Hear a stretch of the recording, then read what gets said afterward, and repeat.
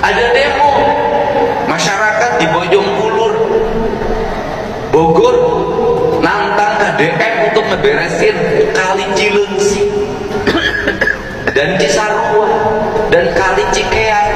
Belum Bapak demo, saya sudah ke situ. Saya sudah bawa alat berat.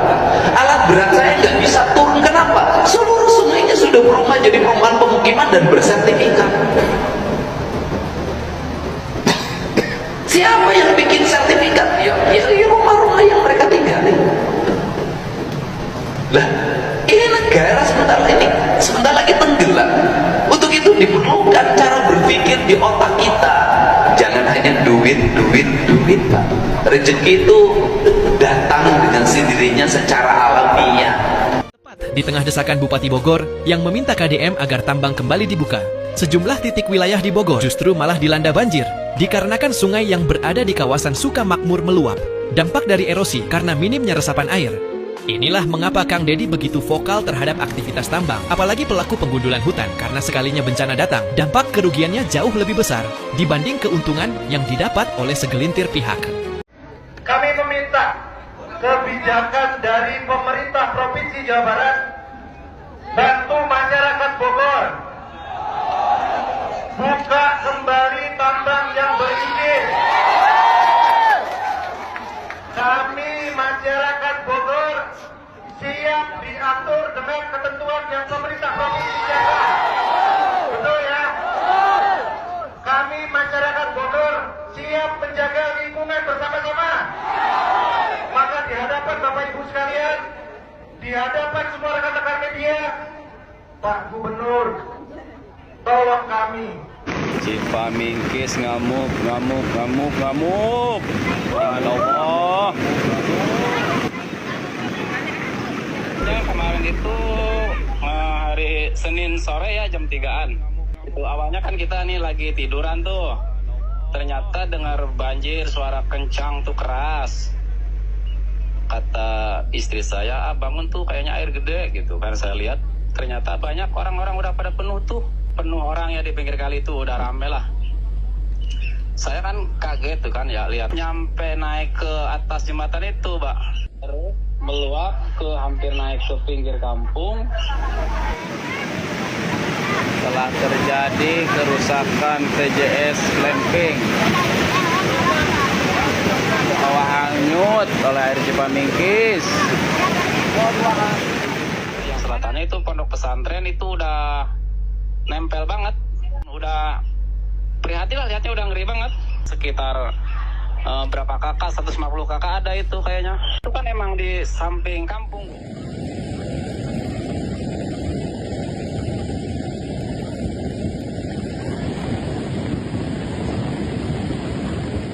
Pak Deddy, coba ini Pak Deddy, tolong atensinya.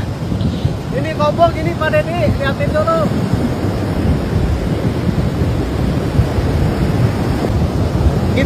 Kita yang ada di sini terancam sekali Pak Deddy.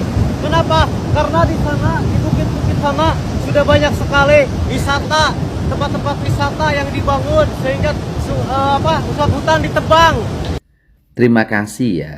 Saya sangat memahami berbagai problem kerusakan alam di Kabupaten Bogor. Maka sesuatu hal yang memang agak unik, Bogor hari ini banyak banjir, longsor. Itu disebabkan karena perubahan tata ruang di Kabupaten Bogor. Lahan-lahan hijau yang harusnya jadi resapan air, menjadi areal penahan longsor, perbukitan, itu dirubah tata ruangnya. Dan sangat luas yang dirubah pada perubahan tata ruang yang terdahulu.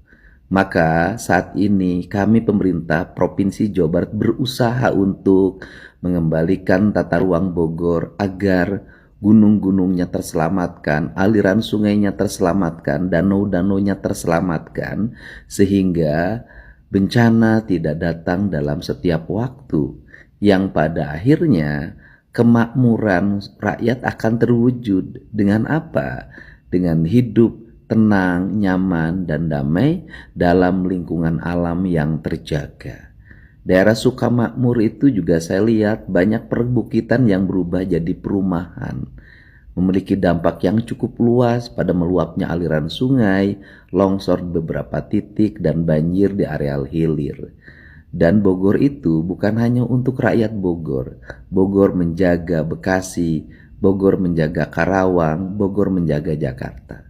Untuk itu, kali ingin Bogor terbebas dari bencana, Bekasi terjaga dari bencana, Karawang terjaga dari bencana, Jakarta terjaga dari bencana.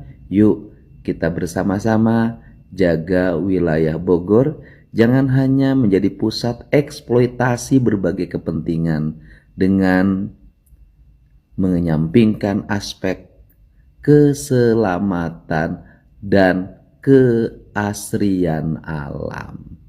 Hatur nuhun. Bogor untuk semua, bukan hanya untuk warga Bogor. Assalamualaikum warahmatullahi wabarakatuh. Sampurasun. Tuh Bapak Dedi, ya lokasi lahan anu di Desa Sukaresmi, Kecamatan Sukamakmur, Kabupaten Bogor teh, ya lahan anu tos dirusak itu Bapak Dedi. Tuh rusak kabeh tatangkalan anu galde geus rusak kabeh oge Pak Dedi tuh. Coba lamun Pak Dedi ningali ka dieu, aduh pasti ceurik Pak ningali kawas kieu mah. Tuh tatangkalan anu geus puluhan tahun anu galde teh hancur anu mah Pak Dedi. Alam teh coba jelas bencana alam teh kawas kieu mah Pak. Mudah-mudahan atuh Pak Dedi bisa ningali ka dieu, bisa datang ke Desa Sukaresmi Pak Dedi.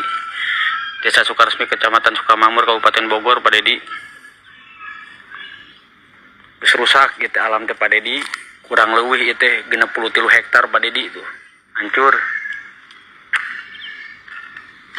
Hatur nuhun Pak Dedi. Assalamualaikum warahmatullahi wabarakatuh. Ampura Akang, warga Kabupaten Bogor. Masalahna ieu teh lain ti Pak Dedi nya, lain ti Gubernur Jawa Barat anu henteu peduli terhadap kerusakan yang terjadi di Bogor. Masalahna cigana ieu mah nya, cigana Bupatina henteu sajalan jeung gubernurna. Gubernurna cinta alam tapi bupatina patut dipertanyakan. Di Kabupaten Bogor perasaan tehnya asa mudah pisan gitu alih fungsi lahan teh. Lokasi Desa Sukaluyu, Kecamatan Taman Sari. Ini ada doser dan beko yang memaksakan untuk mengosongkan lahan kebun.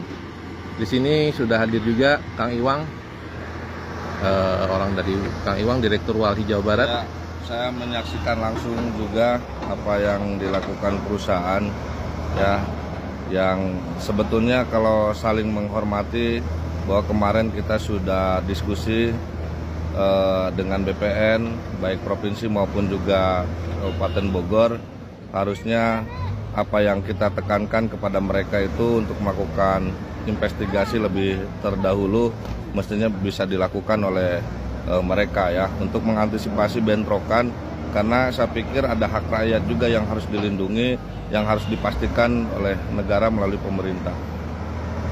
Ya, siap, makasih.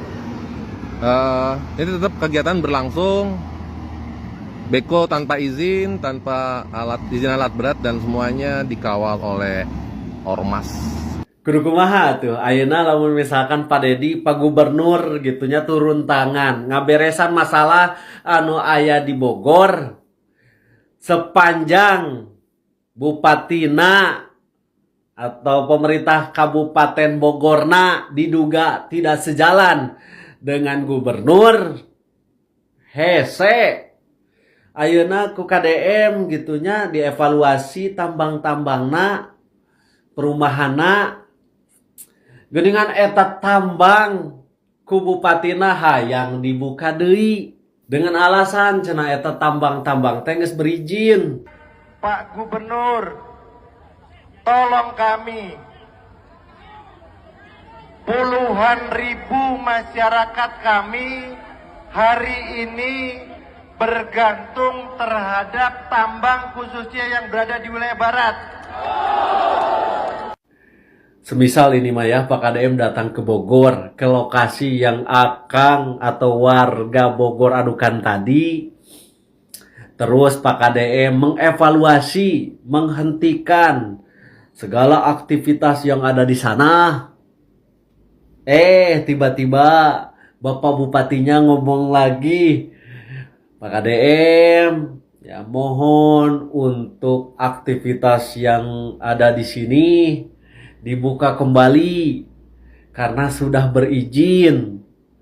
Kumaha tah kira-kira? Saya beritahukan kepada jajaran Ketua DPRD Jawa Barat dan seluruh anggotanya, jangan sampai kalian terkena imbas sumpahnya masyarakat puluhan ribu di Kabupaten Bogor bahwa mereka sudah teraniaya oleh Deddy Mulyadi.